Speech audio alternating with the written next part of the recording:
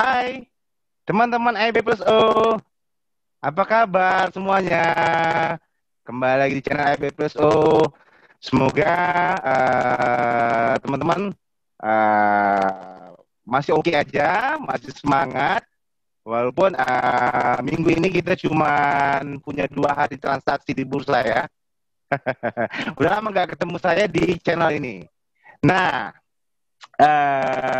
terakhir nih kita udah kebanyakan bahas soal trading, soal technical analysis. Nah, jadi kemarin-kemarin sempat ada request, kapan bahas fundamental? Nah, tadinya sebenarnya sih dari kemarin saya juga pengen langsung bahas soal fundamental ya, soal analisa fundamental. Tapi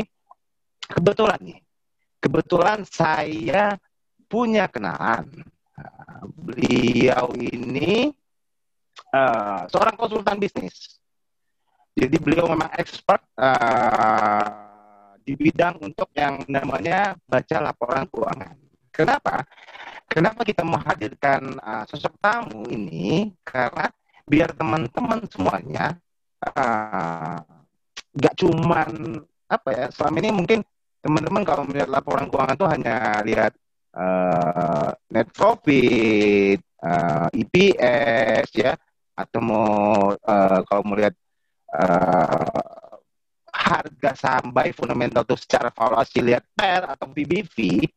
Nah, kita pengen teman-teman bisa tahu gimana caranya ngebaca laporan keuangan yang kalau di media massa tuh ada 1 lembar atau bahkan 2 lembar ya. Nah, untuk itu saya mau jelaskan dulu siapa tamu kita hari ini. Nah, kebetulan ini beliau. Oke. Nah, nama beliau adalah Andri Haryono, SE, CI, CPMM, RFA. Itu adalah gelar ya teman-teman. Oke. Nah, beliau kebetulan lulusan dari Universitas Indonesia, sarjana akuntansi, punya background 15 tahun bekerja di Unilever Indonesia. Teman-teman pasti tahu ya Unilever. Lalu di PT ICI Pen Indonesia atau Cat Dulux. Nah, sekarang beliau menggeluti bidang sebagai seorang konsultan keuangan dan bisnis. Jadi lebih kurang klien-klien beliau itu mungkin lebih banyak konsultasi soal yang namanya yang tadi kita bahas, laporan keuangan. Nah, oke.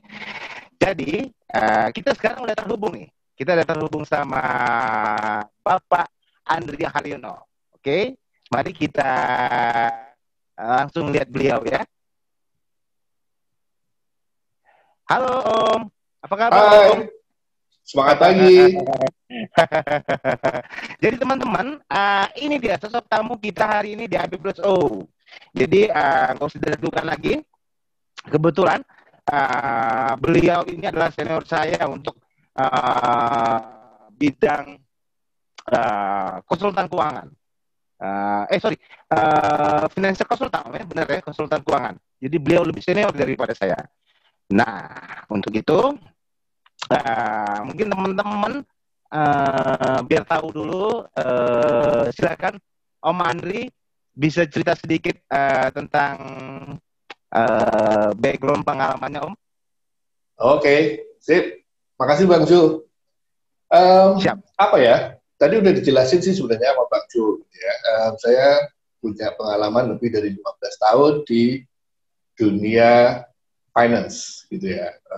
Sebagian besar di Unilever, terus juga PT ICI Paints Indonesia. Tapi selain itu saya juga pernah bekerja di sektor perhotelan, pernah juga di sektor manufacturing, gitu ya. Jadi kalau ngomong sektor lumayan cukup banyak sektor yang saya pernah ikut serta. Yang saya nggak pernah ikutan itu cuman keuangan atau perbankan. Jadi kalau ngomong analisa mengenai laporan keuangan bank dan laporan keuangan lembaga institusi keuangan, saya mungkin bukan yang tepat untuk ditanyain, gitu ya. Jadi kalau untuk yang sektor-sektor yang lain, insya Allah saya bisa. Gitu.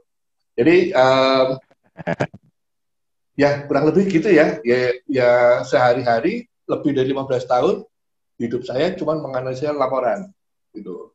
Dulu sempat Nah, kerjaannya itu bikin laporan bulanan sambil menganalisa dan memberikan informasinya. Sampai terus oh laporan keuangan Om ya? laporan keuangan, betul. Laporan keuangan Om ya. Jadi memang teman-teman beliau memang udah ini memang kebetulan bidangnya.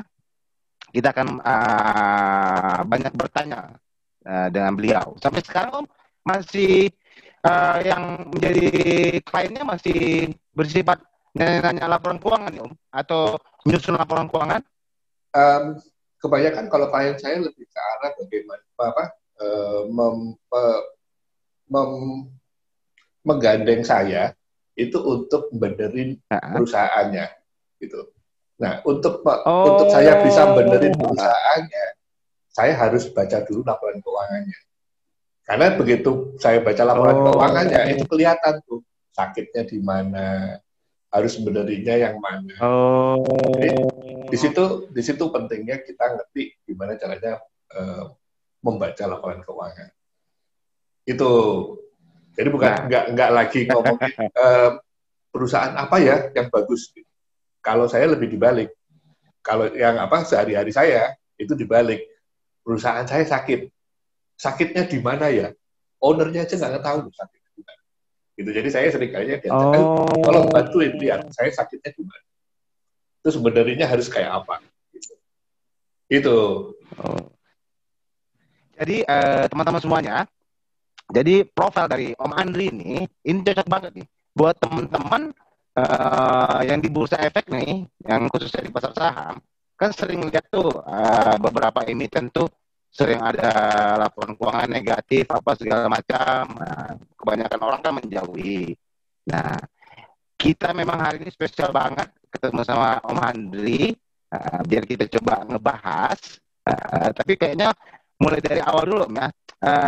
Sebenarnya apa sih yang dibutuhkan seorang pemula nih Om untuk membaca laporan keuangan perusahaan, perusahaan ini sehat atau perusahaan ini bertumbuh nggak ke depannya Om?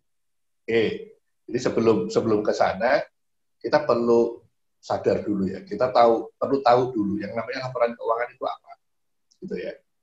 Kebanyakan kita cuma tahunya kan neraca, rugi laba, gitu kan. Itu cuma sebagian. Kalau kita ngomong laporan keuangan, itu sebenarnya ada 5. Nggak cuma balon yang 5, laporan keuangan juga 5. Gitu ya. Yang pertama, udah pada kenal ya, namanya neraca atau balance sheet. Gitu ya. Yang kedua, namanya rugi laba atau income statement. Gitu ya, perhitungan rugi laba. Yang ketiga, namanya cash flow. Arus kas. Cash flow. Gitu ya. Arus kas. Yang keempat, perubahan modal. Laporan perubahan modal. Gitu. Jadi modal itu ketahuan atau ekuitas. Kenapa? Ekuitas. Ya. Atau ekuitas ya. Ekuitas, betul. Yang kelima? Nah, kemudian yang kelima, yang terakhir, ini yang seringkali orang males baca. Yang kelima ini adalah catatan atas laporan keuangan. Padahal sebenarnya nomor 5 ini isinya semua arti dari angka yang ada di 4 laporan keuangan itu. Yang lainnya. Maaf nih, saya pause sebentar Om.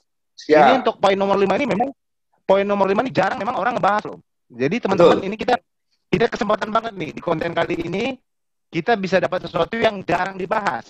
Jadi memang benar-benar jarang dibahas. Oke. Ya. Jadi ada 5. Dan 5 ini saling menyambung. Nggak bisa berdiri sendiri-sendiri. Mungkin satu laporan itu memberikan informasi tertentu. Laporan berikutnya itu memberi informasi yang lain lagi. Gitu ya. Sehingga dan itu akan bisa saling sambung menyambung yang akan kalau kita terbiasa membaca, menganalisa, kita terus paham, oh perusahaan ini ternyata begini. Tanpa si ownernya memberitahu, perusahaan saya maunya begini, begitu, begitu, begitu. Itu nggak usah, kita tinggal baca itu aja, semua sebenarnya udah lengkap. Gitu ya. Jadi kalau kita ngomong tadi kan pertanyaan Bang Ju, gimana sih caranya tahu perusahaannya kayak apa, gitu ya. Ya, Ada benar, beberapa Om. sebenarnya yang perlu dilihat adalah sehat apa enggak perusahaan itu. Nah, benar, Om. Sehat apa Ya, enggak gitu? betul ya. Sehat apa enggak? Betul, Om. Sekarang Betul kalau sekali. tadi Bang Ju sempat bilang kalau apa net profitnya minus, langsung buru-buru dijauhin, gitu Ya. kan. Kalau Ya aku benar, Om. mungkin menganalogikanya ke manusia, gitu ya. Manusia itu kadang-kadang bersin, gitu ya. Tapi belum tentu dia sakit kan. Gitu. Ya. Jadi ya sudah bersin. Kita perlu tahu bersinnya kenapa. Kalau itu tadi perusahaan, kita juga perlu tahu minusnya kenapa. Gitu ya. Oke. Jadi mungkin saya ngambil contohnya gini. Zaman dulu waktu saya masih kerja, saya pernah ada satu perusahaan, bekerja di satu perusahaan yang kondisinya itu kebalikannya. Kondisinya itu setiap saat, setiap tahun itu minus. Minus itu udah normal, gitu ya. Tapi karena ini perusahaan besar, multinasional, mereka sudah menempatkan, oh oke lah, yang di Indonesia memang minus, gitu ya. Tapi dia akan tercover oleh si perusahaan yang di negara lain, gitu. Karena yang dicari di Indonesia bukan profitability dari perusahaan ini, tapi lebih ke pasarnya. Jadi kayak hub gitu doang, gitu ya. Nah, setiap tahun itu minus, kapanpun itu minus, kecuali sekali dia bisa positif. Dan itu terjadi pada saat dolar naik. Ya. Kenapa kalau gitu positifnya? Penjelasan saya ke pusat, ke regional dan ke pusat. Ini positif bukan karena perusahaannya bagus. Ini positif karena kita punya duit kebetulan pada saat akhir tahun duit dolarnya banyak. Jadi dinilai, dikonvert dalam dolar yang baru, ini kelihatannya untung. Gitu. Lah, dolar yang gitu, Om. betul, gitu kan? Dolar awalnya saya beli cuma 10.000, gitu kan. Pada saat akhir bulan, akhir tahun, dolar belum sempat saya pakai, harganya nilainya jadi 12.000. Udah untung 2.000 perak kan per dolarnya. Udah kaliin aja berapa dolar. Ya, jadi, nah hal semacam itu nggak bisa kita tangkap dengan cepat cuma ngelihat apa, misalnya gitu ya. Price per earning rasio. Ya, earningnya minus kan udah pasti minus, gitu ya. Tapi kan minusnya kenapa nih? Ya kita perlu gali, gitu ya. Nggak bisa cuma berhenti. Betul. Kita nggak cuma berhenti, oh bersin, jauhin, nanti nular, gitu. Contohnya bersihnya cuma karena alergi pagi, gitu. Karena kan macam-macam. Itu mungkin ya kurang lebih ya kalau tadi pertanyaannya Bang Ju. Jadi kita perlu cari tahu sehat atau tidak. Nggak cuma ngelihat angkanya seperti apa, gitu ya. Jadi sehat itu macam-macam. Oh, banyak rasio-rasio yang kita bisa pakai. Salah satu mungkin yang paling cepat dipakai, yang biasa dipakai sama teman-teman, itu quick ratio. Quick ratio itu apa? Quick ratio itu gampang-gampangnya ngomongnya gini. Kalau pada detik ini, pada saat ini, semua orang yang memberi pinjaman kepada perusahaan minta duitnya semua, perusahaan bisa bayar apa enggak? Ya, kurang lebih ngomong kalau bahasa awamnya begitu. Ya. Jadi kita membandingkan antara hutang perusahaan, terutama yang jangka pendek ya, dibandingkan dengan kekayaan perusahaan yang liquid, kas, piutang, persediaan. Ya, gitu. persediaan. Ya. Jadi kalau artinya kan kas, piutang, persediaan ini dalam waktu cepat harusnya bisa dijadikan uang, gitu kan. Beda dengan bangunan, mesin, gitu itu kan harus cari pembeli yang spesifik gitu. Ya. Jadi ya gitu. Ya. Bandingin aja antara aktiva lancar dengan utang lancar. Kalau aktiva lancar masih lebih gede dibanding utang lancar, maka quick ratio-nya sehat. Ini gampang-gampangnya. Nggak usah dihitung, harus berapa persen ada. Udahlah. Itu terlalu lama mungkin ya, gitu.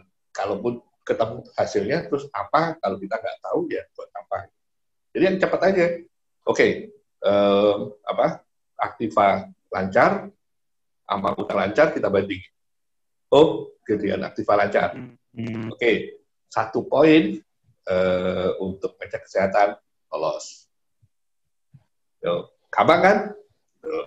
Poin yang lain dari laporan yang berikutnya, profit and loss, ya, income statement. Paling cepat kelihatnya apa? Tapi kalau Bang Jo kan bilang net profitnya aja lihat, untung apa rugi, gitu kan? Oke, betul, itu nggak salah. Tapi ada baiknya kalau itu ternyata minus, kita lihat ke atas. Ya. Kenapa minusnya? Ya, yang perlu dilihat adalah gross profit-nya masih positif. Kenapa kok yang dilihat gross profit? Gitu ya. Kenapa gross profit? Karena gross profit itu menunjukkan selisih atau keuntungan dari hal-hal yang benar-benar berhubungan dengan barang yang kita jual. Harga pokoknya yang kita masukkan. Ya. Jadi operasional kita tinggalkan, kita cuma ngelihat benar-benar kita kemarin belanja berapa, kita jual berapa. Itu kayak ketemu yang namanya gross profit. Ya. Itu lihat dulu.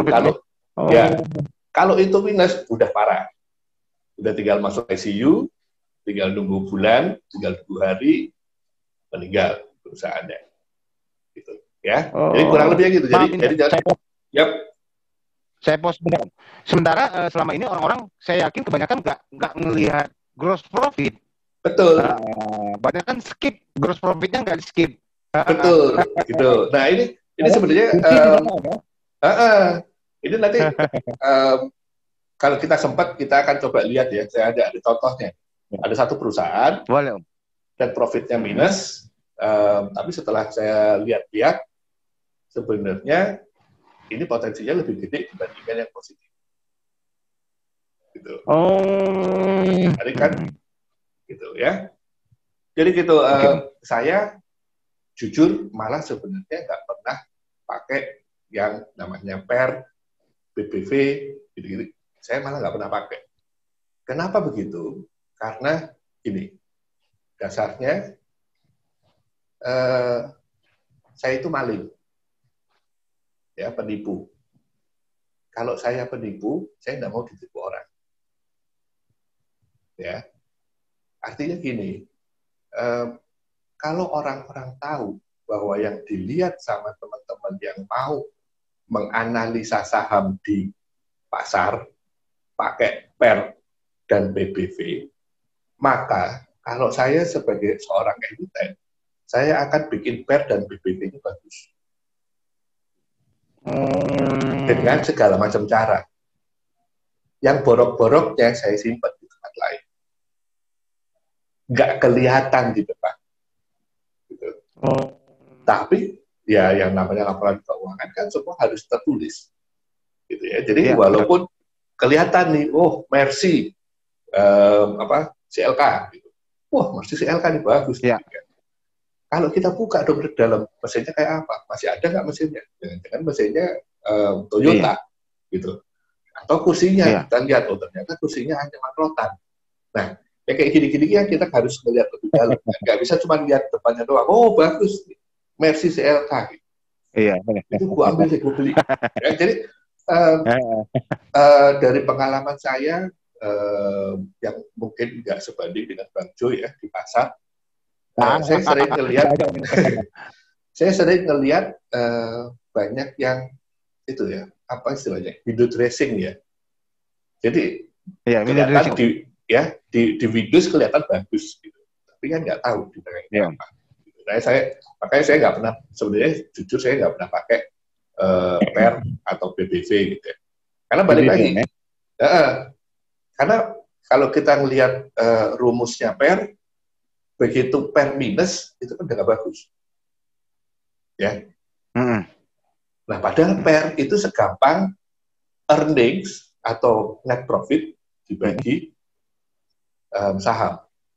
Ya, ini udah pasti kalau net profitnya minus, ya udah pasti nggak bakal positif, gitu kan. Padahal tadi kita setuju bahwa bisa jadi ternyata minusnya itu hanya kejadian sesaat. Gitu. Kalau misalnya sekarang nih, ya selama pandemi, sekarang udah bulan Agustus, pastinya ada banyak perusahaan yang udah ngeluarin semester 1 ya, setengah tahun pertama, ya sampai kuartal kedua. Harusnya kan sudah banyak yang mengeluarkan.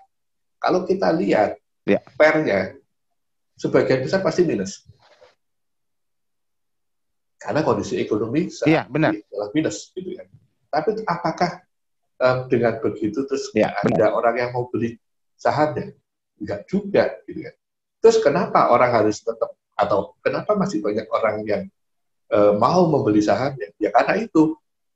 Karena secara laporan keuangan, secara kinerjanya, secara manajemennya, perusahaan-perusahaan ini, emiten ini masih punya satu strategi jangka panjang.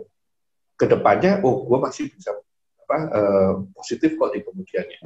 Mungkin sekarang saya lagi sakit, tapi saya tahu bagaimana nyembuhinya. Nah, di situ yang seringkali saya pakai untuk sebagai salah satu pedoman saya untuk membeli atau tidak membeli saham tersebut. Gitu. Jadi intinya kalau saya ngelihatnya si perusahaan ini tahu nggak sih dia mau ngapain. Kalau dia nggak tahu dia mau ngapain, nah duit saya masuk situ kan hilang kemana. Tapi kalau dia punya strategi jangka panjang yang cocok dengan saya percaya. Contohnya ya, misalnya, kalau pakai PBV itu apa? Price dibandingkan dengan value ya. Value perusahaan dilihat dari mana? Value perusahaan dilihat dari ekuitas, gitu ya. Ya, oke. Sekarang misalnya nih, kalau perusahaan itu masih perusahaan kecil atau ekuitasnya kecil, ya. Kemudian harga sahamnya katakan 200. Ya, ekuitasnya kecil, otomatis lebih besar dong ya BBV-nya. Benar ya? Karena value ada di bawah sebagai kalau bawah itu apa, pembagi, pembilang gitu ya. Dibandingkan dengan perusahaan yang sudah established, perusahaan yang sudah mapan, yang sudah jadi gitu ya. Ekuitasnya otomatis harusnya secara teori dia akan lebih besar. Ekuitasnya harusnya lebih besar. Kemudian price-nya harusnya lebih tinggi. Harusnya. Ya. Nah, kalau misalnya price-nya itu sudah hasil dari stock split. Nah, turun lagi tuh, kecil lagi. Tapi BV-nya kan jadi lebih kecil. Gitu ya, jadi terus gimana? Kok nggak nyambung? Belum lagi kalau kita ngomong yang namanya ekuitas, kemarin saya sempat baca aja ada di laporan press release gitu ya. Satu perusahaan, mendingan nggak sebut nama kali ya. Ada satu emiten bilang gini di press release-nya. Dari sejak perusahaan saya IPO, yang itu terjadi di... Nggak apa-apa. Jadi tadi kita masih bicara soal PPV tadi, Om. Ya, oke. Bisa diulang sedikit, Om. Oke ya, PPV. Ya, PBV itu kan sangat tergantung pada ekuitas. Gitu ya. Kalau hitung-hitungannya, gitu ya. Value-nya itu dilihatnya dari ekuitas. Benar. Hal yang paling gampang, satu, perusahaan yang membagikan dividen, ekuitasnya pasti akan turun dibandingkan dengan perusahaan yang tidak membagikan. Betul ya? Oke. Betul. PBV yang bagus, yang besar, apa yang kecil? Yang kecil. Yang kan kecil. Banyak orang mungkin, orang melihat secara valuasi udah murah belum? Oke, harga saham. Ya. PBV yang murah adalah yang kecil. Artinya price dibagi ekuitasnya, bagi value-nya, itu kecil, gitu ya? Book value-nya. Value-nya, oke. Nah, book value-nya itu kan tergantung dari ekuitas. Oke? Benar. Kalau ekuitasnya besar, book value-nya akan besar. Ya. Oke. Kalau ekuitasnya besar, PBV-nya akan kecil. Betul ya? Ya. Oke. Betul. Oke, sekarang itu tadi contohnya. Ada dua perusahaan yang sama, yang sangat sejenis, yang segala sesuatunya sama, kembar identik, gitu ya. Tapi perusahaan A, manajemennya mengatakan tahun ini kita tidak membayar dividen. Perusahaan B, si kembarannya mengatakan tahun ini kita bayar dividen. Sekian rupiah per lembar saham, gitu ya. Oke, tangkap ya. Dengan begitu, di perusahaan A, ekuitasnya tidak menurun, tetap besar, ya, karena dividennya tidak dibagikan. Perusahaan B, ekuitasnya turun, betul ya? Betul. Secara value, jadinya perusahaan B kelihatan kecil, betul ya? Betul. Karena ekuitasnya menurun. Ya. Kalau sekarang saya tanya ke Bang Su, lebih bagus mana sih perusahaan yang membagikan dividen sama yang nggak membagikan dividen?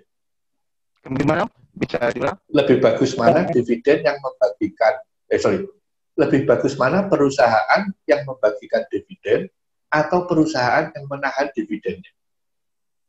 Sebenarnya sih, kalau kita berpikir platform bisnis, saya sih melihatnya perusahaan yang menahan dividen dengan kondisi seperti sekarang ini. Contohnya nggak cuma sekarang, contohnya secara umum. Perusahaan yang satu, yang satu membagikan dividennya, yang satu tidak membagikan. Kinerjanya sama, semuanya sama. Bedanya cuma yang satu bagi, yang satu nggak bagi. Kalau saya sih melihatnya bisa dari posisi, bahwa perusahaan yang nggak membagikan karena menahan dividen tadi, artinya menahan laba, ya. Untuk yang tadi dibagikan kepada pemegang saham itu ditahan, kita kan juga harus cek lagi ada apa ditahan. Kalau mungkin untuk ekspansi bisnis ke depan, why not gitu Om. Nah, cuma kan kebanyakan ini kan para pemula kan, kalau para pemula nih ngelihatnya kan, wah perusahaan ini nggak bagi dividen nih, nanti 1 tahun bagi dividen, 2 tahun berjalan bagi dividen, 2 tahun berturut bagi dividen, tapi tahun berikutnya nggak bagi, kan nggak bagus nih. Yang bagus tuh rutin tiap tahun gitu. Padahal kebanyakan orang nggak ngelihat gitu loh, tujuannya buat apa gitu loh. Karena mereka hanya pembagian rutin setiap tahunnya aja. Ternyata kebanyakan para pemula kan ngelihatnya dari situ aja Om. Ya, betul. Bagus ya. Jadi itu sebenarnya salah satu jawaban kenapa kita perlu baca laporan keuangan. Nah, ya, karena strategi ke depannya perusahaan itu mau ngapain, itu adanya di laporan keuangan. Ya, orang kadang-kadang teknikal. Di tactical itu nggak kelihatan. Candlestick itu nggak kelihatan. Kalau cuma baca PBV atau PER nggak kelihatan. Gitu. Jadi benar. Itu tadi hal-hal semacam ini kalau orang yang sudah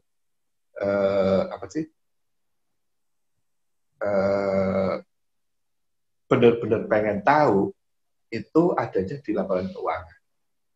Jadi jangan berhenti, jangan cuma kita lihat, oh tren candlestick-nya naik, jadi saya ikut beli. Oh ini sudah apa hockey stick, berarti saya beli. Nggak bisa berhenti di gitu, karena kadang-kadang itu juga permainannya bandar kan, kita kan nggak bisa ini juga gitu. Jadi kita juga perlu harus tahu apa sih alasannya, gitu. Dan itu semua ada di laporan keuangan. Itu Bang Jo. Okay. Jadi saya bisa simpulkan nih, intinya artinya buat teman-teman nih, para pemula, khususnya para pemula yang memang belum belajar terlalu jauh tentang analisa fundamental, artinya ketika perusahaan ada merugi, berarti bukan berarti kita harus jauhi Om ya. Bukan berarti kita harus jauhi gitu loh. Karena kan faktor merugi itu banyak Om ya, ada faktor internal, eksternal Om ya. Bahkan yang tadi seperti Om bahas, ketika ada perusahaan katakanlah untung, kebanyakan orang nggak tahu, seperti yang Om cerita, ternyata bisa jadi untung itu cuma karena selisih kurs. Yang kita ceritakan ya. Karena ini sering kejadian ini Om. Kemarin juga ada salah satu perusahaan besar ya, emiten blue chip juga kasus seperti itu. Jadi untungnya karena selisih kurs. Jadi gimana? Jadi Om, sedikit mau bertanya Om. Kalau sebenarnya laporan keuangan itu laporan keuangan yang dirilis di media massa Om, katakanlah media seperti koran, itu kan kadang ada 1 lembar full atau 2 lembar full. Apakah itu sudah terinci Om, atau yang lebih terinci itu dalam format biasanya di company profile perusahaan Om ya? Apakah yang di media massa, media cetak itu sudah komplit Om? Oke, biasanya kalau yang dipasang di media massa itu maksimal cuma 4 dari 5. Catatan itu nggak pernah masuk. Karena yang namanya catatan itu tebel. Jadi nggak mungkin masuk di dalam media massa. Gitu. Bahkan kadang-kadang atau seringkali di media massa pun paling banter yang dimasukkan malah cuma 3. Balance sheet, profit and loss, sama cash flow, gitu ya. Karena mereka mikir, modal saya kan nggak banyak berubahnya kan cuma karena keuntungan tahun ini, gitu kan. Jadi nggak ditampilkan. Benar.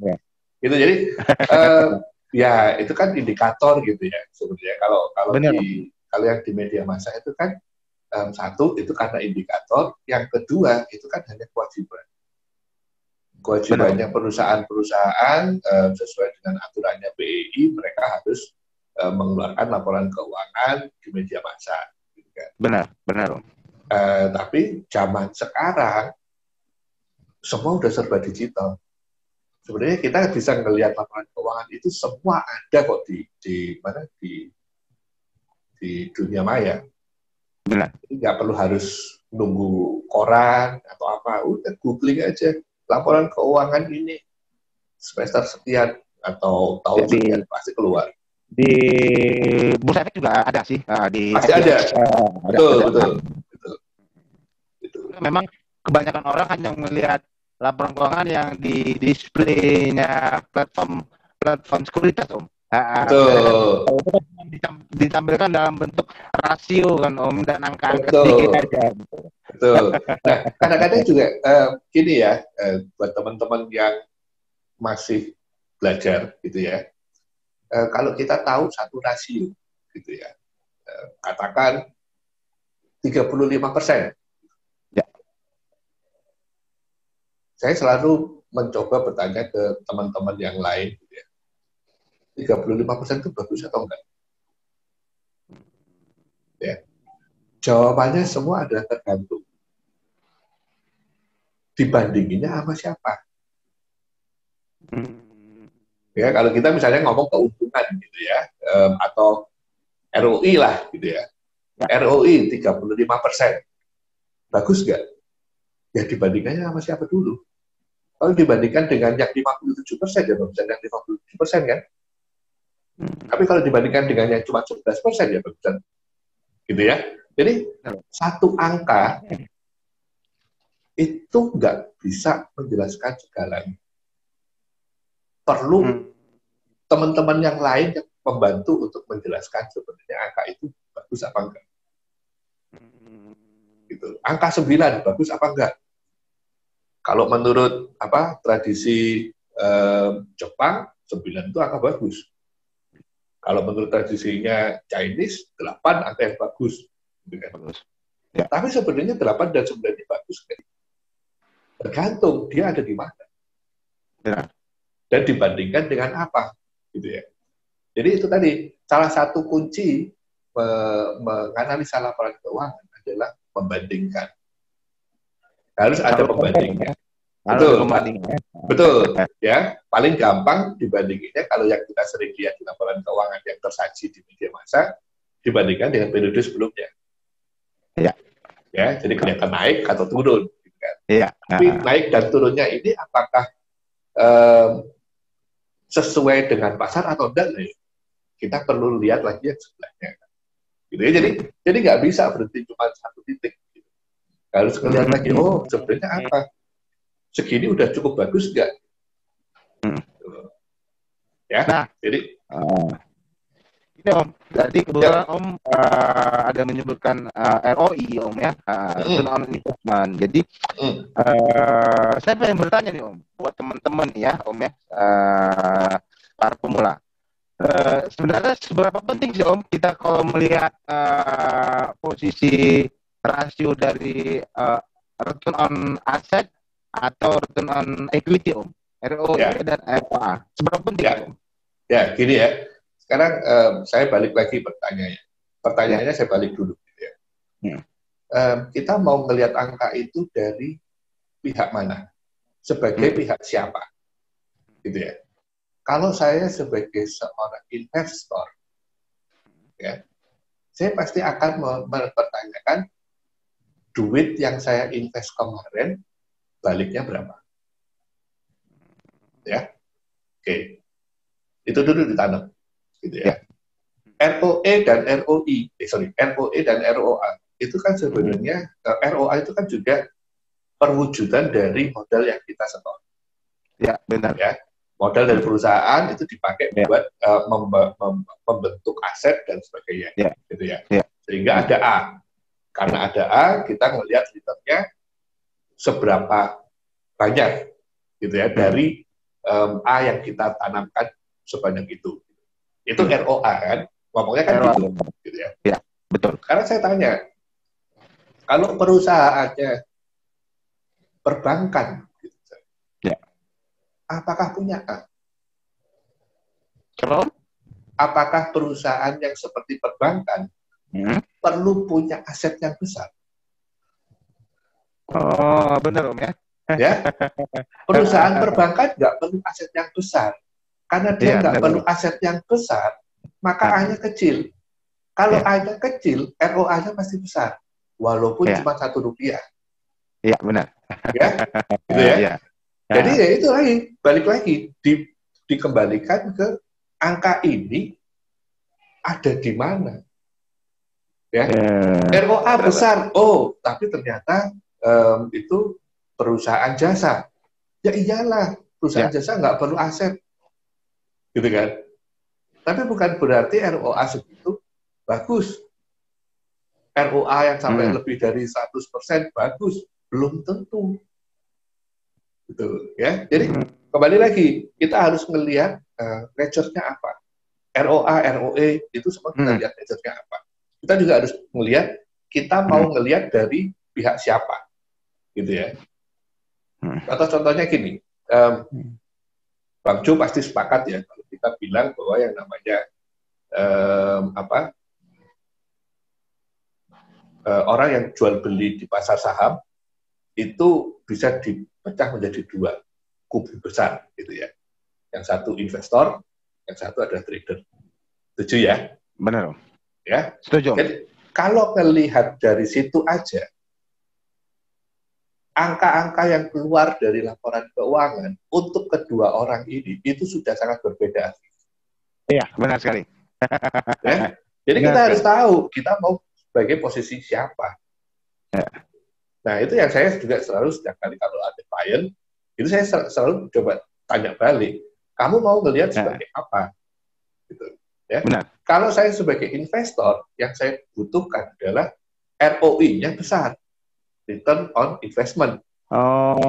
Ya, duit yang saya taruh baliknya cepat, gitu ya. Selalu gitu, ya. Nah, sekarang kalau orangnya adalah trader, I-nya mana? I-nya adalah harga saham per hari itu, gitu kan. Ya. Besok sudah naik 4%, itu sudah gede. Ya. Karena I-nya adalah harga saham kemarin, gitu loh. Ya. Iya, benar. Beda dengan kalau misalnya dia investor. Investor, I-nya seberapa? Ya, itu sak perusahaan. Ya. Untuk melihat perusahaan itu dapat return gede, ya harus nunggu setahun, harus nunggu 2 tahun. Gitu ya. Kurang lebihnya ke sana. Kita mau ngelihat dari sudut yang mana. Oke. Nah, ini adalah gitu, Bang. Ya. Nah, kalau biasanya tuh orang para pemula itu sering membincangkan kalau mau melihat katakanlah mau invest di saham yang terus butuh-butuh, patokan mereka selalu melihat angka EPS. Jadi yang ingin saya tanyakan, seberapa penting Om kalau kita melihat angka EPS itu? Oke, ya, balik lagi. Kelemahan EPS kalau menurut saya ya, mungkin kalau menurut teman-teman yang fundamental murni akan beda. Kalau menurut saya kelemahan EPS adalah begitu perusahaan ini minus, EPS-nya minus. Begitu perusahaan EPS-nya minus, itu udah merotokkan semua kinerja selama bertahun-tahun. Kasarnya begitu ya. Benar. Gitu. Jadi seberapa penting melihat EPS? Kalau menurut saya EPS itu cuma indikator. Ya. EPS itu cuma indikator. Yang lebih penting adalah cari tahu dulu apa yang menyebabkan. Gitu. Misalnya nih ya, ada satu perusahaan, katakanlah ini misal. Unilever, suatu titik tertentu dia EPS-nya minus, misalnya, suatu titik tertentu EPS-nya minus, dibandingkan lagi dengan satu perusahaan yang baru IPO tahun lalu, EPS-nya positif walaupun mungkin positif cuma 1. Kalau cuma melihat EPS, maka orang akan memilih perusahaan yang baru ini. Tapi kita kan sama-sama tahu, Unilever udah sekian puluh tahun hidup, gitu kan? Itu yang namanya harga saham udah di stock split berapa kali, gitu kan? Ya, mosok masih diragukan sih, ya kasarnya gitu ya. Jadi, nah itu, kembali lagi kan, apakah cuma EPS yang mau dilihat? Gitu ya. Jadi harus melihatnya secara keseluruhan. 5 laporan keuangan itu semua harus dibaca.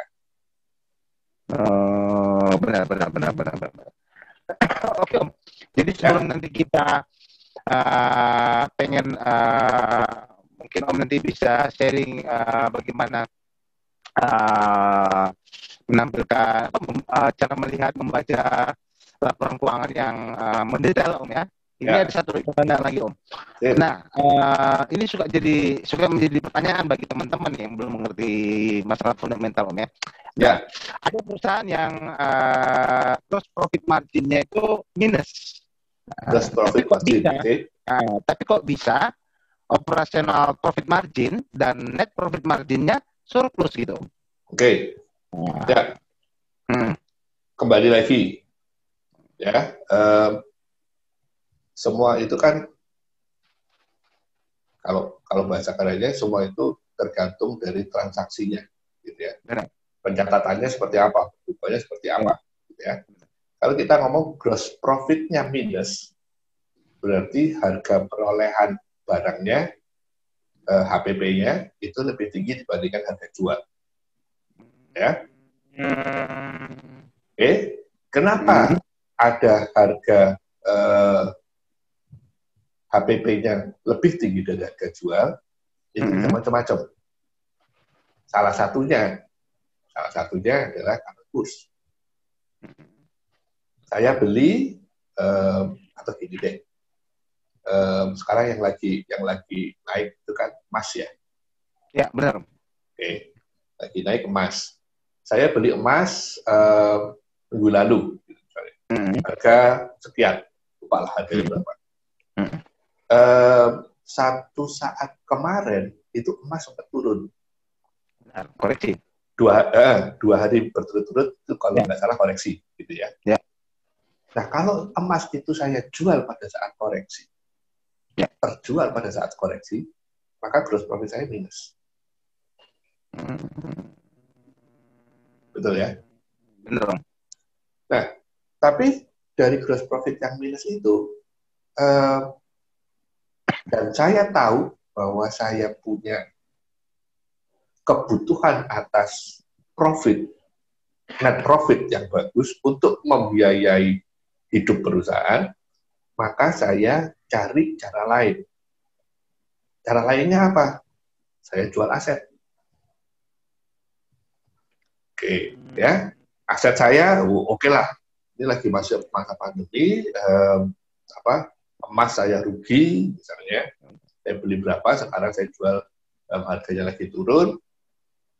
Untuk itu, biar bisa rumah tangga saya makan, ya saya jual satu mobil, misalnya.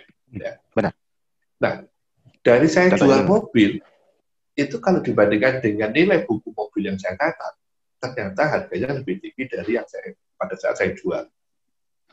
Dengan kata lain, saya mencatat keuntungan dari jual mobil. Keuntungan saya jual mobil dibandingin dengan saya jual emas yang mata pencarian saya sehari-hari, ternyata lebih besar untung jual mobil. Tapi ini kan insidental. Gitu ya. Ini kan sesaat doang. Ya. Secara laporan keuangan itu kelihatannya gross profit minus, tapi operation bisa jadi positif, net profit bisa jadi positif karena dapat keuntungan dari jual mobil. Kalau kita baca, kalau kita cuma baca per PBV dan lain-lain, itu kelihatannya aman. Karena net profitnya positif ya. Benar. Kalau kita lihat lebih dalam, gross profitnya negatif, itu sudah indikasi perusahaan nggak bisa bertahan.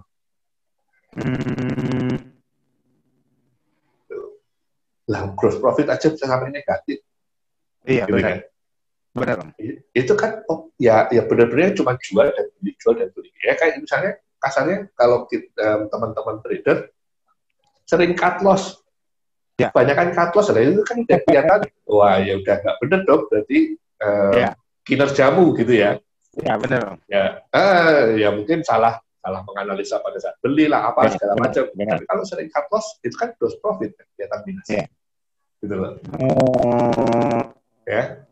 Gitu, tapi kelihatannya untung di portfolio kelihatan nilainya nambah. Oh ya nambah, kamu nyetor lagi kok. Gitu kan? Ya jadi ke sana, lihatnya ke sana. Jadi kalau apakah bisa gross profit minus terus net profitnya positif? Bisa. Semua apapun bisa terjadi. Jadi kalau dulu bercandaannya teman-teman waktu di akuntansi gitu, perbedaannya antara jurusan studi pembangunan, manajemen sama akuntansi gitu ya. Kalau kita dulu bercandanya anak-anak kita sih gini, kalau teman-teman yang studi pembangunan itu 1 ditambah 1 hasilnya 2, ya, karena mereka sangat matematis gitu ya, ngitung GDP, ngitung apa segala macam itu semua dengan matematis, dengan rumus-rumus. Kalau teman-teman manajemen yang ditanyakan 1 tambah 1 berapa? Teman-teman manajemen akan bilang 11. Karena mereka mensinergikan angka 1 dan angka 1. Iya. Jadi 11 gitu. Kita bekerja bersama-sama. Bagaimana memanage angka 1 dan angka 1 ini. Nah, sedangkan kalau teman-teman akuntansi yang ditanyai, 1 tambah 1 berapa? Anak-anak akuntansi akan balik bertanya, Bapak maunya berapa? Mau jadi 13, saya bikinkan, Pak. Mau jadi 10, saya bikinkan. Mau jadi minus, saya bikinkan, Pak. Gitu ya. Jadi, artinya apa? Artinya, kalau kita nggak tahu bagaimana membaca laporan keuangan, besar kemungkinan kita tertipu dengan satu angka. Gitu ya. Jadi, yang tadi saya sempat mau cerita mengenai satu press release di awal minggu lalu, gitu ya, mengenai PBB yang gitu ya. Satu emiten bilang bahwa setelah IPO di tahun 2018 sampai sekarang, ekuitas kita naik lebih dari 2 kali lipat. Kalau kita yang nggak ngerti pembukuan, nggak ngerti laporan keuangan, itu wow, ya, ekuitas bisa naik sampai 2 kali lipat dalam waktu 2 tahun, itu wow, gitu ya, wow banget. Gitu. Tapi kalau setelah saya baca press release itu, iseng dong saya buka laporan keuangan yang emiten itu. Habis itu saya lihat, loh, kok ternyata double-nya ekuitas itu bukan karena kinerja yang bagus, tapi mereka mengkonvert hutang, merubah hutang menjadi modal. Oke ya, kebayang ya, kemarin punya modal 100%, kemudian punya utang nilainya juga 100%, gitu ya. Di satu titik utangnya itu dirubah, ditukar, udah deh, nggak saya bayar, kamu tak bayar perusahaan aja, jadi kamu ikut memiliki perusahaan, gitu ya. Jadi 100 tambah 100 ya otomatis 200%, 2 kali lipat. Tapi bukan karena operasional perusahaan, tapi karena kebijakan perusahaan, gitu ya. Strategi saya nggak tahu strateginya apa, kok memindahkan utang menjadi kepemilikan, gitu kan. Apakah karena ada kesulitan di cash flow, daripada saya bayar, saya nggak punya cash-nya, kamu ikut memiliki aja deh, jadi nanti bayarnya dari dividen atau apa, saya nggak tahu, gitu ya. Tapi dari cerita itu kelihatan bahwa, oh, utangnya dikonvert menjadi kepemilikan. Jadi terang aja gampang ngomong, ekuitasnya naik dari 100 jadi 200. Gitu. Jadi kita kalau terima berita pun juga harus hati-hati. Ya. Banyak berita macam-macam. Gitu. Dan dari pengalaman saya yang cetek ini, banyak berita yang beredar itu tidak menggambarkan kondisi pasar. Betul. Gitu ya. Jadi misalnya nih, harga emas naik. Terus kecenderungannya para emiten yang berhubungan dengan emas akan ikut naik. Gitu. Kecenderungannya. Ya, kecenderungannya. Gitu ya. Sentimen berita, Om. Ya, sentimen berita gitu kan. Tapi sebenarnya kalau saya lagi iseng gitu ya, mikir apa hubungannya? Harga emas naik, emang nilai perusahaannya ikut naik? Ya belum tentu kan, gitu. Benar, ya. Gitu ya. Jadi hal semacam itu yang kadang-kadang menjadikan bias. Oke, Om. Ada satu lagi yang ditanyakan nih, Om. Sip. Untuk melihat posisi hutang, Om, atau debt, bagaimana kita bijak melihat suatu komposisi hutang dalam perusahaan, karena kan nggak selamanya hutang itu kita anggap negatif, Om, ya. Gimana itu, Om? Oke, jadi gini, untuk menghidupi satu perusahaan itu butuh duit, ya. Kalau kita ngelihat laporan neraca, kas itu ada di sebelah kiri, utang sama modal itu di sebelah kanan. Benar. Ya. Artinya untuk dapat kas itu bisa dapat dari modal atau dari utang. Oke? Oke. Ini di luar paham tertentu ya, mengenai hutang-hutangan ya. Jadi ini sebenarnya kembali lagi ke masalah kalau dari kacamata saya sehat apa nggak sehat berhutangnya, gitu ya. Kalau hutang cuma untuk bayar biaya operasional itu nggak sehat. Itu nggak sehat. Setuju. Saya setuju. Tapi kalau dia misalnya berhutang untuk strategi jangka panjang, karena dia mau ekspansi, karena dia mau beli mesin baru, karena dia mau apalah gitu ya, strateginya jelas untuk ke depan. Dan dengan perhitungan yang matang bahwa cash flow-nya akan mencukupi untuk membayar hutangnya, saya akan bilang silakan berhutang. Gitu. Ya, silakan berhutang. Tapi di Indonesia ini ada satu aturan yang mengatakan bahwa sebaiknya hutangnya itu maksimal 4 kali dari nilai modal.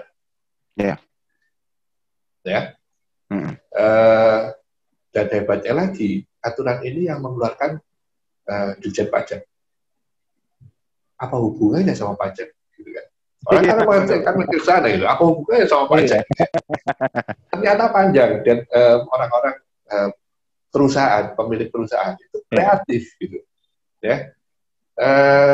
Kenapa kok gini?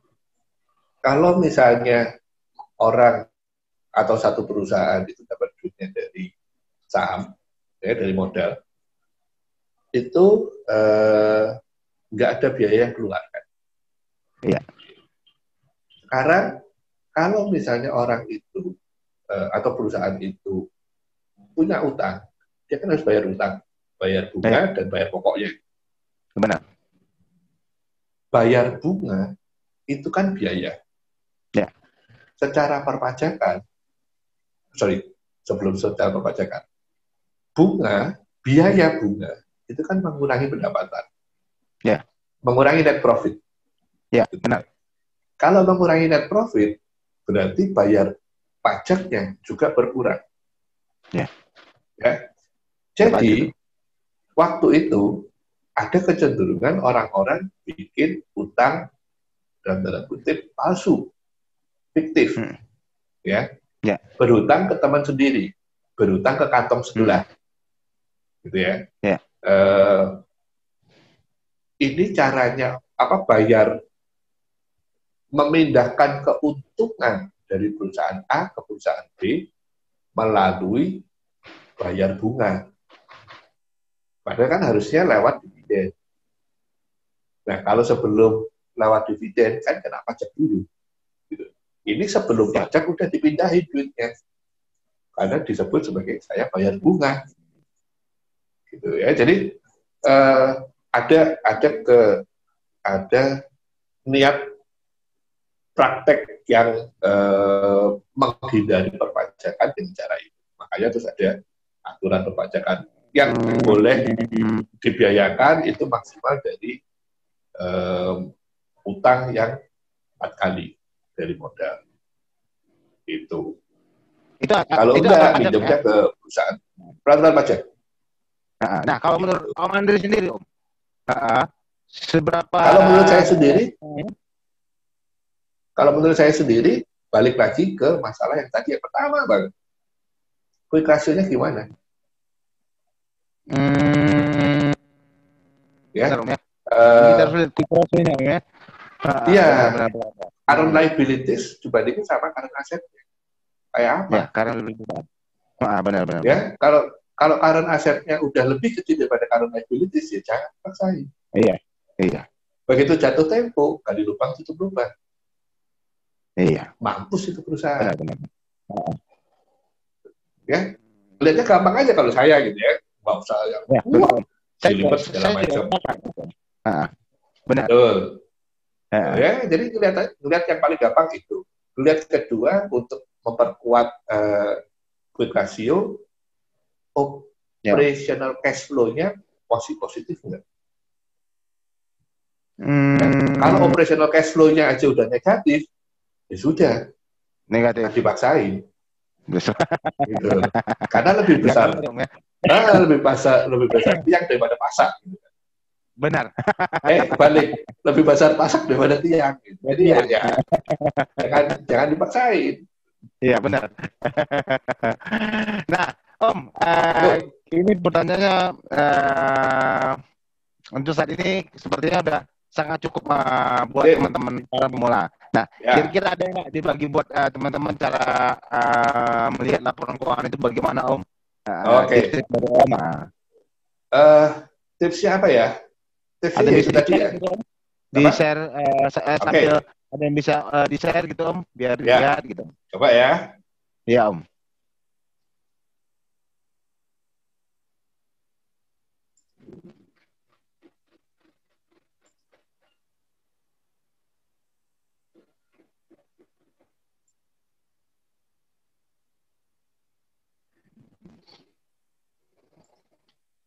Oke. Sudah terlihat kah? Ya, kelihatan, Om. Ya. Ini contoh aja. Gitu ya. Jangan yang ini. Ya. Ini ada satu perusahaan namanya Mitra Bahtera Segara Sejati. Ya. Kode emitennya MBSS. MBSS. Ya. Jarang beredar kan ya? Tapi saya tahu, Om. Oke. Kalau yang berpengalaman udah tahu. Oke, ya. Oke, Om. Oke, jadi yang pertama kali dilihat adalah ini pelaporannya itu di sini ada judulnya. Buat kapan? Gitu ya. Dan dari judulnya ini buat kapan? Cek dulu. Teraudit apa tidak?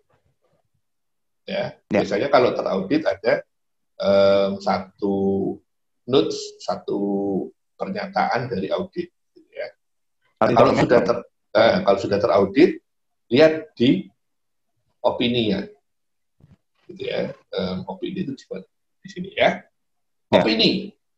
Menurut opini kami, laporan keuangan secara wajar. Ya. Yang perlu diingat juga sama teman-teman. Jadi buat yang udah kalau di audit tuh memang pentingnya kita harus lihat di poin opini, Om, ya. Bahwa itu memang sudah di audit. Ya. Okay. Ya. Nah, di opininya si audit itu ngomongnya wajar. Bukan benar atau salah ya. Tapi wajar. Ya. Artinya kalau ternyata salah ya itu si audit nggak tanggung jawab. Iya. Ya. Oke. Ini bentukannya. Ya. Ini adalah neraca. Di sini kelihatan laporan posisi keuangan. Ini neraca. Sini ada aset tidak lancar, jumlah aset, halaman keduanya adalah liabilitas dan ekuitas. Yang tadi saya bilang, membandingkan antara aset lancar, ini 61 M, 61,9, salah. Betul ya? Yang 2018. 61,9, kita coba bandingkan, kita lihat dengan liabilitas jangka pendek. Cuma 14. Ya. Jadi sehat. Secara quick ratio. Ya. Gampangnya gitu aja lah. Yang lain-lain itu nanti kalau diperlukan kita lihat.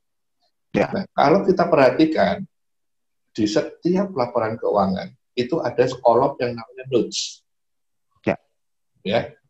Notes inilah yang tadi saya bilang laporan keuangan yang kelima yang jarang dibaca. Ya. Jadi di sini setiap poin, setiap angka itu ada notes-nya. Angka 8 juta US dollar itu keterangannya kita bisa lihat di nomor 10. Ya. Nanti kita dibawa akan, saya nggak akan lari ke sana dulu. Nanti kita coba lihat yang lebih penting. Ya, jadi paling yang gampang, yang mudah kita lihat kalau di neraca, kita lihat perbandingan edukasi. Ya, ini kemudian ada yang namanya income statement, statement of profit or loss. Ya. Nah, di sini laba kotornya naik dari 2,5 menjadi 4,8. Tapi sebenarnya kalau kita lihat secara percentage, dia turun. Ya. 4,8 dari 75 dibandingkan dengan tahun lalu 2,5 dibanding 68,4. Saya nggak punya kalkulator, tapi secara sepintas ini turun. Ya. Jadi ini sudah mulai ada pertanyaan. Kenapa kok turun? Secara percentage, walaupun secara angka dia tetap naik. Okay. Kemudian setelah laba kotor kita lihat itu masih positif. Loh, kok rugi? Iya, benar. Loh, tahun lalu kok juga rugi? Ada apa dengan perusahaan ini sampai 2 tahun berturut-turut rugi? Kita nggak lihat nih 2016-nya apakah rugi juga atau enggak. Kalau memang perlu, cari laporan keuangan 2017 untuk melihat 2016-nya. Apakah rugi juga, gitu ya. Jadi dari sini udah kelihatan, loh, perusahaan ini kok rugi. Kalau orang yang tadi Bang Jo bilang, begitu PR-nya minus, langsung kabur, begitu melihat ini udah langsung kabur, nggak melihat ke belakangnya. Gitu kan, ya.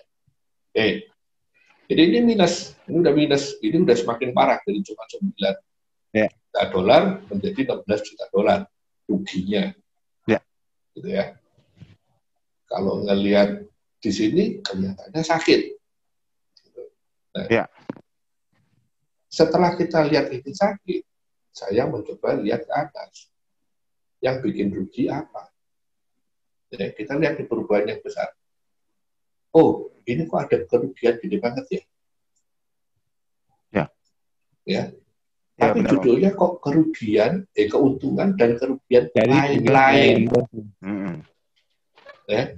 Lain-lain. Ini bukan core bisnisnya dia yang bikin dia rugi. Jadi bisa dibilang kurang lebihnya ini hanya sesaat.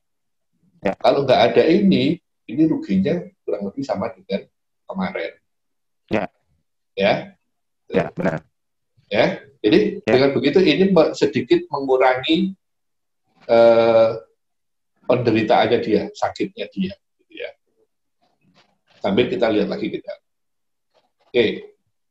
Terus setelah itu kita lihat lagi dari dua ini masuk ke perubahan modal. Ini perubahan modal nggak ada yang signifikan berbeda. Pos-posnya aman-aman semua. Rugi, oh ya, ngomong rugi, gitu ya. Nggak ada apa-apa yang lain yang spesial. Kita lihat cash flow. Nah, dari cash flow ternyata di sini ada sesosok secercah cahaya. Kas bersih diperoleh dari operasi. Operating cash flow-nya masih positif. Ya. Jadi kesalahan dia bukan secara struktural, kasarnya gitu ya. Bukan secara struktural mereka udah menunggu mati. Oh, ternyata ini ada duit gede. Keluar 26 juta US dollar untuk perolehan aset tetap. Oh, berarti mereka beli aset. Gitu ya. Nah, kita perlu tahu dulu MBSS ini perusahaan apa sih? Gitu. Ya. MBSS kalau dibaca saya googling mereka bergerak di bidang pengangkutan transportasi air gitu ya, angkut batu bara dari satu titik ke titik yang lain, gitu ya. Kurang lebih kayak gitu ya. Jadi aset-aset mereka sangat tergantung pada aset, gitu ya. Karena mereka harus punya kapal, punya tongkang, punya apalah segala macam, gitu ya. Jadi ini ada beli aset besar-besaran. Kalau kita berpikir secara jangka panjang, kita berpikir sebagai investasi, ini investasi yang tepat. Ya, kurang lebihnya begitu. Walaupun saya bukan ahli kapal, ya. Ini investasi karena kita sangat bergantung pada aset dan ini ada pembelian besar-besaran. Ada dua kemungkinan, peremajaan atau penambahan fleet, gitu ya. Which is dua-duanya positif secara strategi. Kemudian ini, ada duit penambahan dana dari luar. Ini utang baru. Oke, jadi dia dapat duit sebagian dibantu sama bank. Nah, penambahan utang jangka panjang ini bisa mengidentifikasikan atau mengindikasikan bahwa perusahaan ini masih sehat. Karena bank masih mau mengucurkan dana. Ya, ngelihatnya positifnya ke sana. Ya. Jadi dapat duit dari bank dan dapat duit dari operasional itu dipakai sebagian besar untuk beli aset. Ya, benar. Ya, which is itu jadi ceritanya positif. Nah, dari 4 laporan keuangan ini aja, saya mungkin akan bisa berceritanya begini. Oke.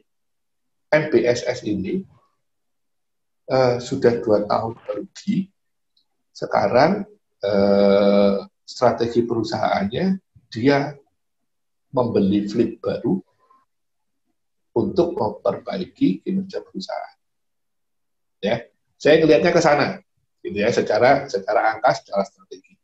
Walaupun saya belum membaca secara detailnya, nanti akan ada penjelasan berikutnya, gitu ya.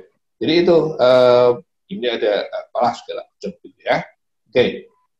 Nah, ini yang namanya notes, catatan atas laporan keuangan. Ya, kalau yes, ya, kalau diperhatikan di sini, ini dari halaman 10 sampai halaman 76. Ya. Nggak mungkin dipasang di media massa, loh. Benar. Ya, jadi ini semua menceritakan apa yang terjadi. Kayak tadi misalnya ya, kalau ini yang kadang orang nggak lihat, Om ya. Nggak lihat, karena nggak ada di media massa. Dan kadang-kadang ini tulisannya terlalu kecil-kecil dan jelimet. Orang udah malas baca, gitu ya. Apalagi ini biasanya di bagian terakhir, Om ya. Yes, gitu. Dan orang udahlah, nggak perlu lagi lihat itu, gitu. Iya, nah ya. Ini saya kasih contoh sedikit ya. Tadi kan kita lihat ada pembelian aset, gitu ya. Kalau ada pembelian aset, berarti ini akan tercermin di neraca, ya. Kita coba lihat di neraca. Aset tidak lancar. Ini ada notes nomor 9. Ya. Disinilah kita lihat asetnya apa sih yang terjadi dengan aset. Kita cari notes nomor 9. Tuh, sebanyak ini masih belum ngomongin apa. Ya, ngomongin mengenai cara pencatatan mereka seperti apa, metode akuntansinya apa, dan sebagainya, gitu ya. Itu aja udah panjang, itu berhalaman-halaman. Hilang ya? Iya, sempat hilang. Sempat keganggu ya? Nggak apa-apa. Kita tadi mencari nih. Pembelian aset tadi, Om. Terkait pembelian aset. Ya, catatan nomor 9 ya. Benar, Om. Nih, catatan nomor 9. Nah, di sini kelihatan. Aset yang dibeli apa sih? Nih, penambahan. Kolom yang kedua ini adalah penambahan. Ini ada penambahan besar. Bisa di-share screen, Om? Karena nggak kelihatan, Om. Oke. Sorry. Nggak apa-apa, Om. Share screen lagi coba Om. Ah,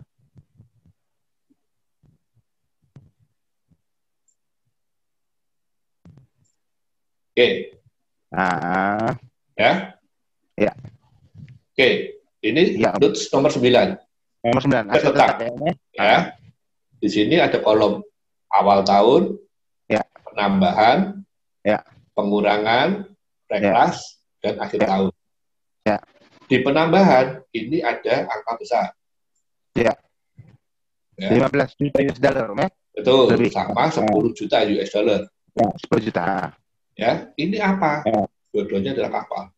ya, yang tadi Om ya. Ya, ya. Ya, Jadi benar. ini memang beli kapal. Iya. Kapal adalah aset yang sangat bukan untuk perusahaan ini. Iya. Gitu ya. Jadi Iya. harapannya adalah kalau saya seorang investor, karena Iya. kita sudah punya infrastruktur yang lebih bagus, Iya. secara teori tahun depan lebih bagus dong. Iya, benar.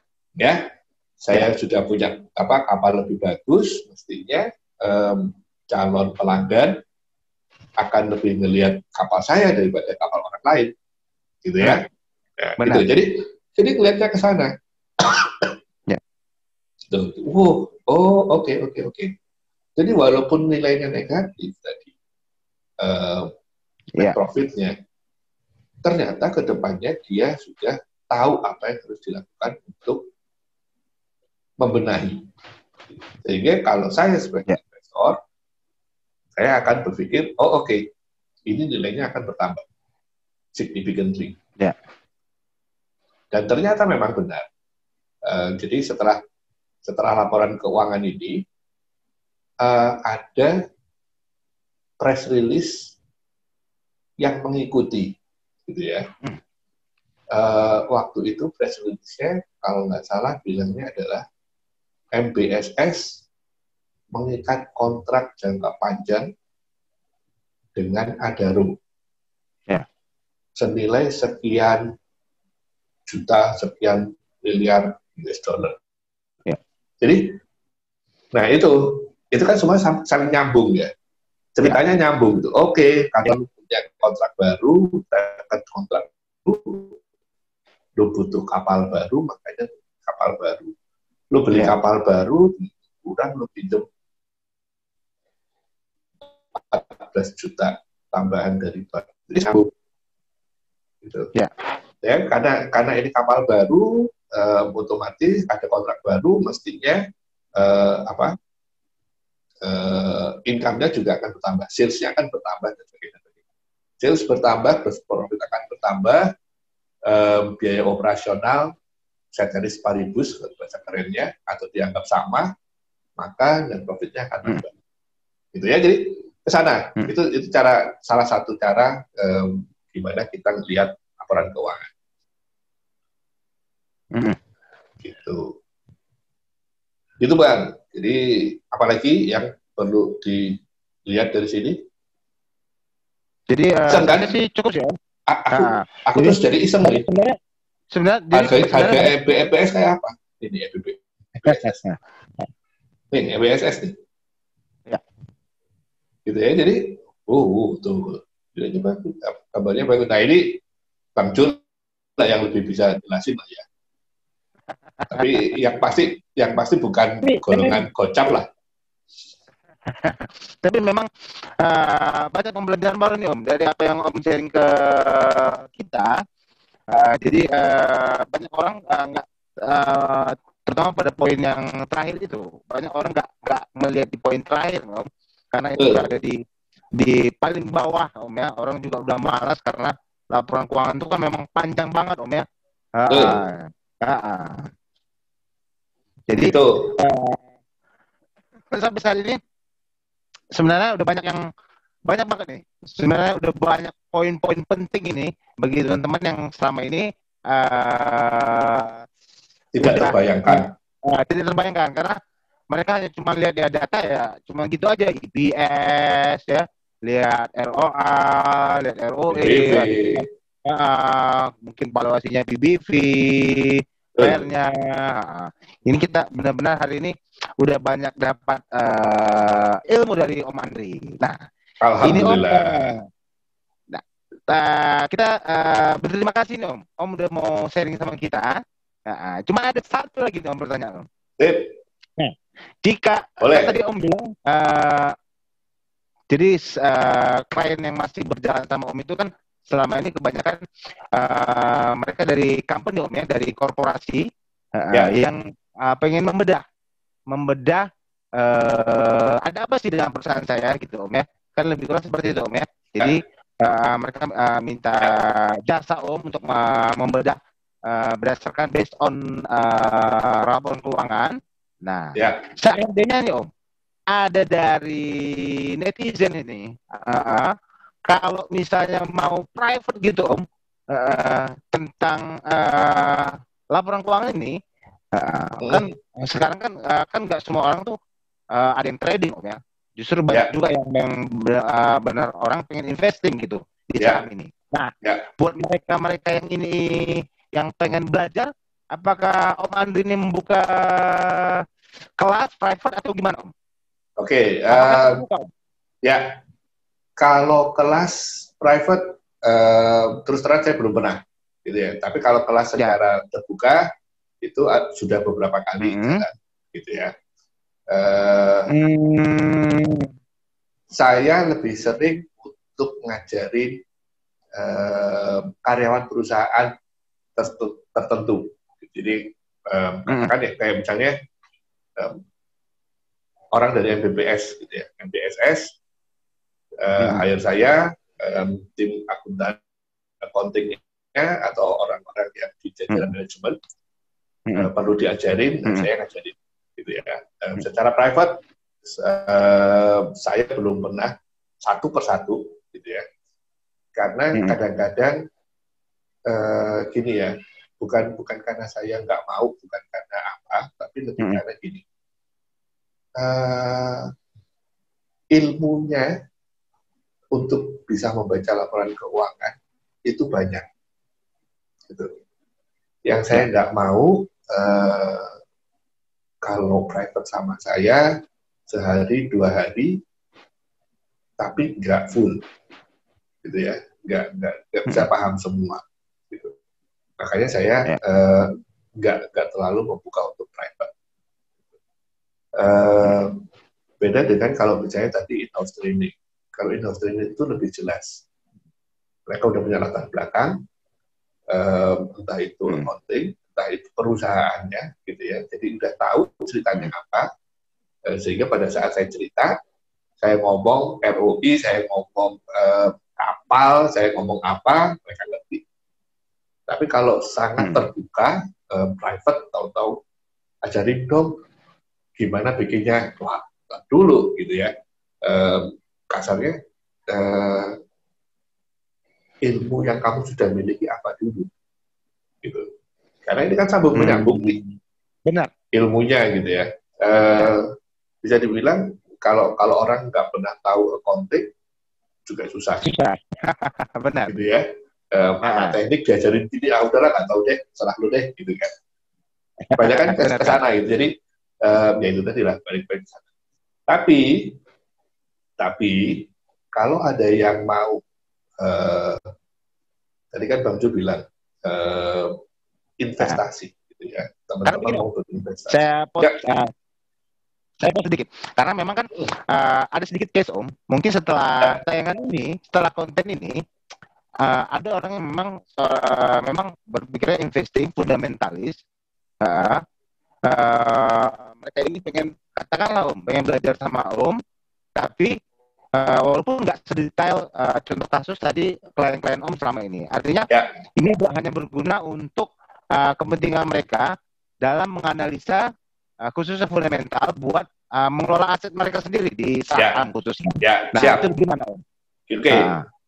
Kalau untuk case-case seperti itu, saya mengarahkannya Apakah ke terbuka nggak Om? ya, saya mengarahkannya adalah kalian atau teman-teman bawa targetnya perusahaan apa, ya. Jadi Oh. misalnya nih ya, misalnya Bang Jo datang ke saya, eh, Hmm.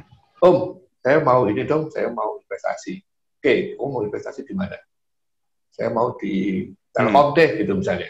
Oke, kalau kamu mau Telkom, Oke. kita buka Telkom gitu ya. Kita pelajarin bareng apa sih yang perlu dilihat.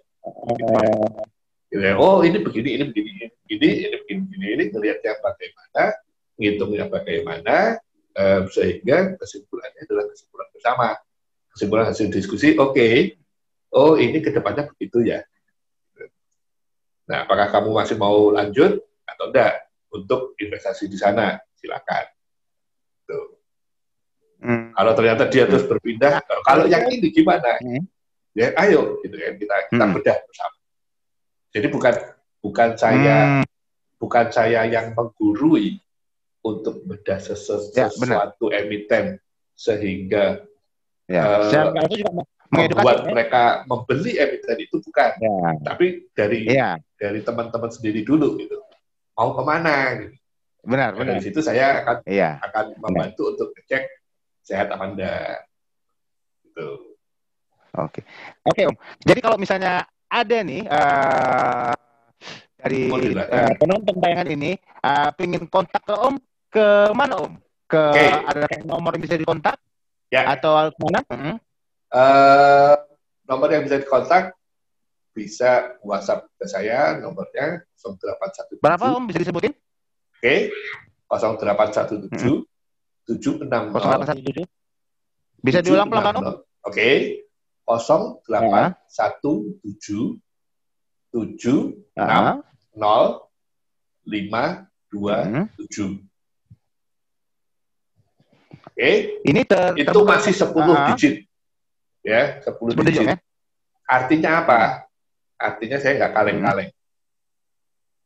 Kalau orang yang tidak terpercaya sering ganti nomor, banyak yang nguber soalnya. Iya. Nah, Om, itu ada kontak untuk WhatsApp-nya juga ada di situ langsung ya nomor itu ya. Apakah ketika ada yang pengen belajar atau pengen belajar kata Om ya, seperti yang konsep yang Om jelaskan tadi, apakah nomor tersebut terbuka untuk WhatsApp teks Om? Jadi kadang-kadang orang pengen nelfon kan ada yang sungkan, ada yang malu Om ya, atau ada yang masih grogi atau gimana. Nah, kan kadang orang pengen pakai teks, apakah terbuka Om? Ya. Saya lebih prefer untuk teks Om ya, daripada di telepon. Karena sering kalinya takutnya kalau saya sedang tidak bisa ngangkat telepon, terus jadinya kesannya kok saya nggak merespon. Gitu. Tapi kalau teks, kan saya bisa ngerespon nanti, gitu kan. Jadi lebih baik di teks dulu. Kalau itu mau berlanjut ya kita baru lanjut. Entah tatap muka, entah telepon, entah apa. Nah, itu gimana kelanjutannya Om ya? Nanti setelah proses komunikasi antara yang pengen katakanlah tertarik pengen belajar sama Om. Betul. Nah, kalau mana tahu nih Om, sekarang kan zaman sosmed nih. Apakah Om Andri ada kan Instagram nih, ada akun Instagram nggak Om? Mana tahu ada orang pengen ngontek atau pengen lihat dulu dari Instagram gitu. Instagram saya ada di Andri Harjono. Nyambung semua. Andri Harjono ya? Ya, pakai DJ, jangan nama. Ya. Jangan lama ya? Jangan lama. Oke. Jadi itu saja. Twitter saya sudah lama berhenti. Facebook saya nggak suka. Jadi hanya di Instagram. Ya, jadi Instagram ya. Jadi kalau teman-teman yang pengen bisa kontak langsung via WhatsApp atau mau lihat Instagram akun beliau bisa lihat. Jadi tadi bisa bilang lagi Om ID-nya? Andri Harjono. Bukan di private Om ya? Bukan, terbuka. Terbuka. Mungkin gini, ada tambahan mungkin ya buat teman-teman. Saya membantunya nggak cuma korporasi yang besar. Gitu ya. Tapi banyak juga teman-teman saya UMKM.